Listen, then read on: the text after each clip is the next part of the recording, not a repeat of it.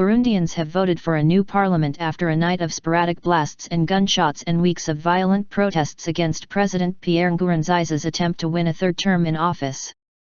The polls closed at 5 p.m. local time and the elections went well, Prospere Ntahorwamiye, a spokesman for the Electoral Commission, told Associated Press. He said counting would start immediately and the results would probably be announced on Tuesday. There was heavy security across the capital, Bujumbura, which witnessed low turnout. About 3.8 million people had been expected to vote, according to the Electoral Commission, but it appears a boycott by 17 opposition groups kept the turnout low, especially in Bujumbura. Al Jazeera's Haru Mutasa, reporting from a polling station in the capital Bujumbura, said the atmosphere was filled with fear and tension on Monday morning, with many fearing a continuation of the violence that has marred the lead-up to the elections.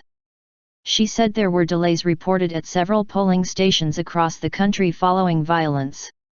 There aren't many people here, I would say around 50. Several polling stations were attacked and there was gunfire overnight, she said, adding extra police had been brought in to conduct searches on those voting.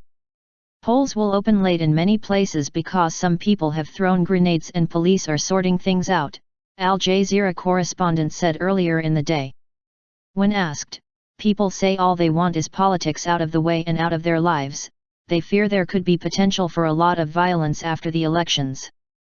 Many people are crossing the border out of the country as we speak. Some people who support the president are saying they want to come and vote but they're scared. They say some opposition members could victimize them because they vote. The voting took place despite calls by the international community for a postponement until there is a peaceful environment for credible elections. On the eve of the polls, the African Union, said it will not observe the elections. Police in Burundi said that several polling centers were attacked overnight, with no damage caused to electoral materials. The U.S. said it was deeply disappointed at Burundi's decision to go through with the elections. State Department spokesman Mark Toner told reporters there were woefully inadequate conditions for free and fair elections in the Central African nation. On Sunday, the UN Secretary-General Ban Ki-moon showed his concern at the government of Burundi's insistence on going ahead with elections. Burundi has been in turmoil since April, when Nkurunziza said he would seek a third term, triggering weeks of protests, and an abortive military coup last month. Nkurunziza's opponents say his decision to stand again violates the constitution as well as a peace deal that ended a civil war in 2005. Nkurunziza has cited a constitutional court ruling saying he can run again, although the court's vice president, another of those who have fled, said he and others had been pressured to rule in favor of Nkurunziza.